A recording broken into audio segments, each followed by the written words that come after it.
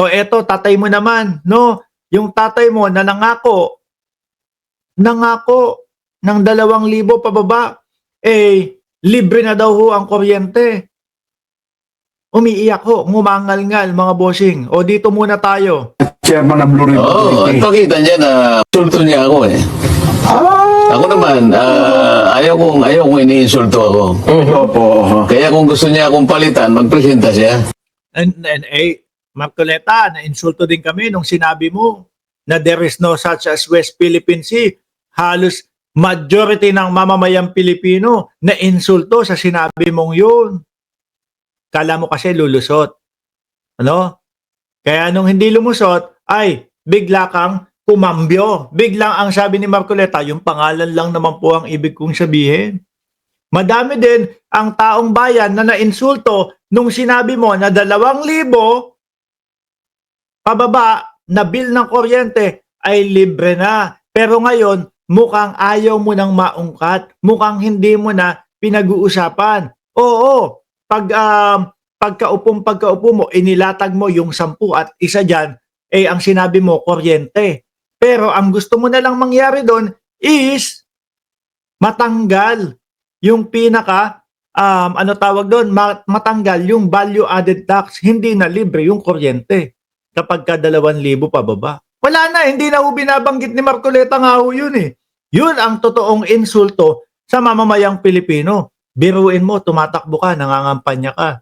Yun yung ano mo, sinasabi mo. Tapos eto, nakaupo ka na. Wala na. Na chairman ng Blue Ribbon Oo. Committee. Ayan, insulto daw siya bilang chairman ng Blue Ribbon Committee. Eh mga kababayan, sa umpisa pa lang naman no eh. Pakiramdam ko magiging senador to ng mga senador. No? Magiging senador naman to ng mga senador na may mga ghost project, etc. etc. Pagtatanggol lang naman yan. Pagtatanggol niyang mga yan, yung mga senador na mga yun. Pakita niya na mas marunong siyang gumawa ng mandatong itinalaga sa committee na yan. Hindi, yung punto na yan, sir, baka malabo pa, baka ayawan ng taong bayan yan eh. Pero ako sa tingin ko, bilang isa Sabi ni Anthony Vilches, ano ba ang gusto nyo pagtanim ani agad? Ay, di ba dati ganyan kayo? Mga DDS, pagkaupo ni Pangulong Bongbong Marcos, nasaan ang 20 pesos na bigas?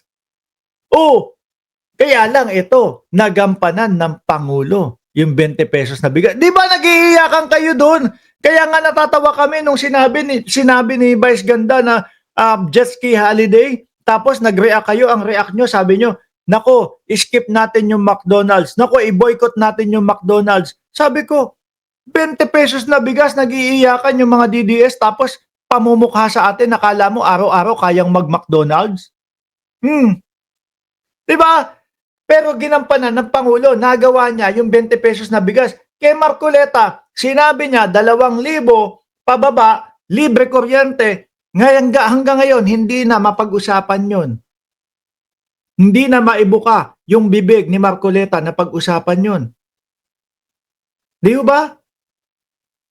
Nilatag yung kanyang mga pangunahin na gagawin kapag siya ay naupo, nandoon nangunguna yung kuryente. Pero ikaw na lang yata ang bulag, kupal ka eh.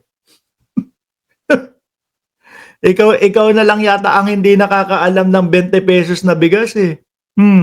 Nagmaang-maangan ka pa, nagbulag-bulagan ka pa. Diba?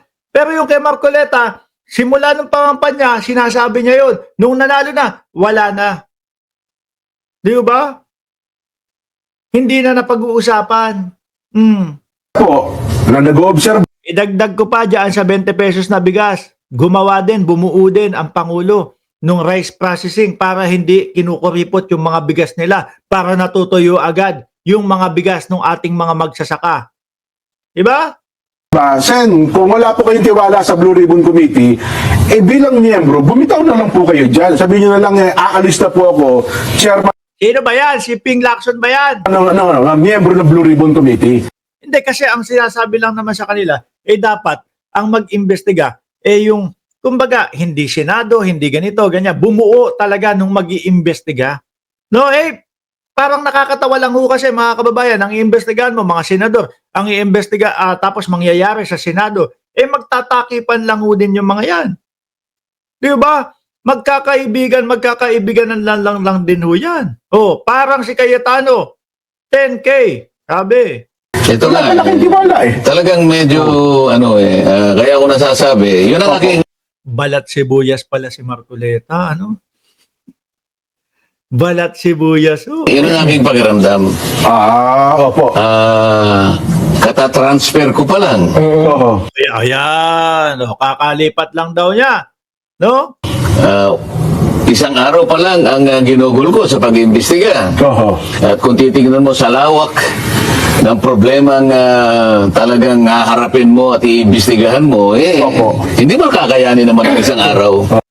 Para ito yung mga kaibigan ko dati, no? Yung hindi naman lahat to, yung mga kaibigan ko, mga kababayan na kapag ka nandoon, ratratan doon mismo sa kumpulan namin magkakaibigan, hindi makapagsalita. Pero kapag kayong kagaya niya, nasa labas na nung circle of friends, doon ganito, ganyan, ganito, ganyan, ganito, ganyan. Doon magsusumbong. Independent body o third party, bumuo sila para sa pag-iimbestiga ng flood control project. Correct. Yan lang naman ang sinasabi.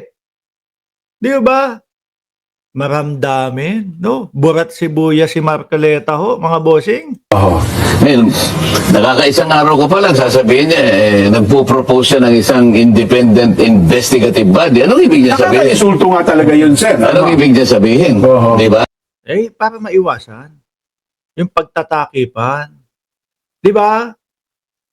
Sir, burat sibuyas ho kayo. Grabe kayo. Kayo pa naman ang nagsabi, huwag tayong balat sibuyas. Tapos kayo pa ang mangunguna diyan sa Senado, burat sibuyas kayo, sir. No, alisin ko na nga ho kayo. Ngayon mga bossing, sabi ni Mindas, Vlog Pinay from Bayern, GMA. No, wala nang awa sa taong bayan. Ngayon mga kababayan, eto, Larry Gadon. No? Larry Gadon naman at si anong pangalan nito? Ayan, si Topacio, no? Ang sinasabi po, mga kababayan, ni Topacio kay Larry Gadon, Larry Gadon? Question mark. Parang Larry Gadon, who? Sino yun? Sabi ni Gerald Evans, burat sibuyas, Mark Peluca. Huy, sabi ko, balat sibuyas, si Marcoleta. No, skin onion. Ano yung sinasabi mo? Talas ng pandinig mo Ngayon dito naman, Gadon versus Topacio. Sabi ni Topacio, mga kababayan,